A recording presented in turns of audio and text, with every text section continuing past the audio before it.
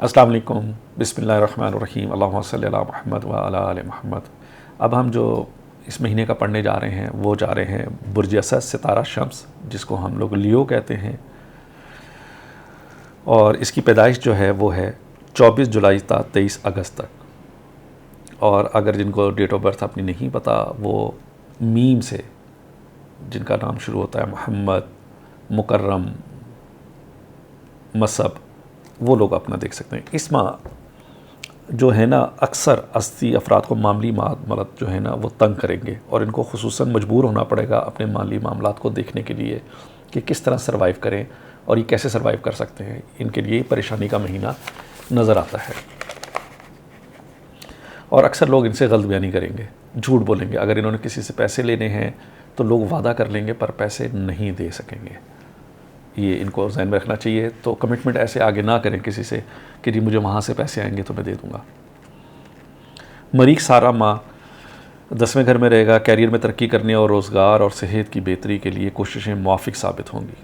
کوشش کرنا ضروری ہے اور مایوسی سے بچنا جو ہے نا، یہ وقت ذہنی صلاحیتوں اور ساتھ میں جسمانی قوت میں پوری مدد کرے گا۔ لوگوں کو اعتماد میں لیں، ان سے فائدہ اٹھا کر اپنے لیے جگہ بنائیں۔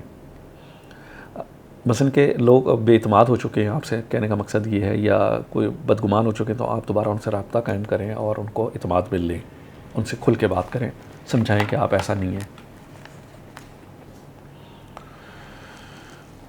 اور 2 تاریخ کو عطارد ذوال کی تثلیث ہوگی۔ کاروباری معاملات میں کچھ ایسے بھی مواقع آئیں گے جب دوسرے لوگ مدد کریں گے۔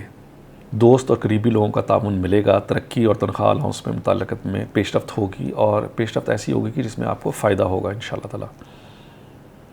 اور دوستوں کے ساتھ نئی سرگرمیاں کریں گے۔ تعلیمی جو لوگ بچے پڑھ رہے ہیں ان کے لیے یہ بہت زیادہ اچھا وقت ہے، اس میں وہ زیادہ سے زیادہ ریڈنگ کریں جو بچے ہیں اسد کے۔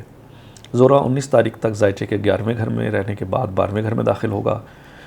دوست اور قریبی افراد آپ کے معاملات میں بہت سرگرم نظر مثلاً کہ ہر دوست یہ کہے گا کہ یار میں تمہارا یہ کام کر دوں گا، ہو جائے گا، اچھے کی آواز آئے گی، لیکن ہوگا نہیں۔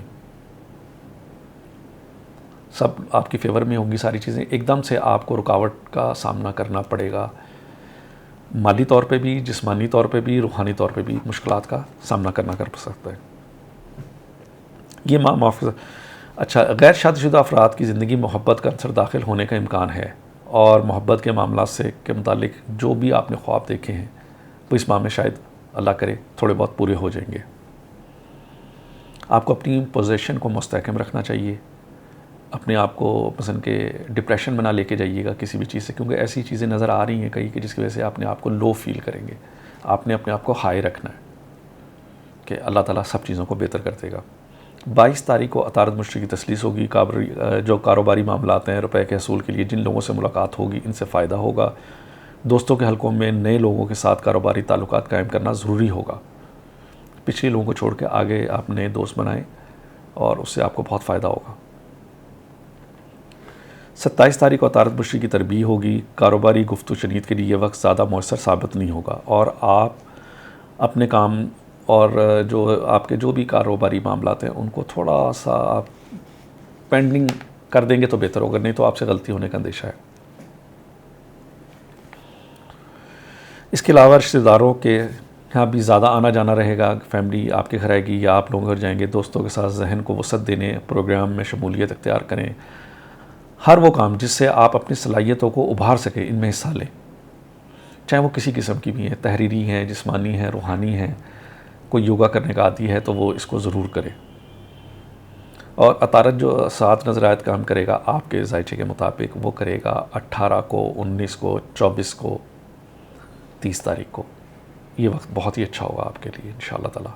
آپ اس میں سے اپنے لیے رہنمائی حاصل کریں اور اس کو دیکھیں اور اپنے ویوز بتائیں کہ کس حد تک یہ بہتر جا رہا ہے، اس کو اور کیسے بہتر انشاءاللہ ہم لوگ کرنے کی کوشش کریں گے۔ السلام علیکم، اللہ حافظ۔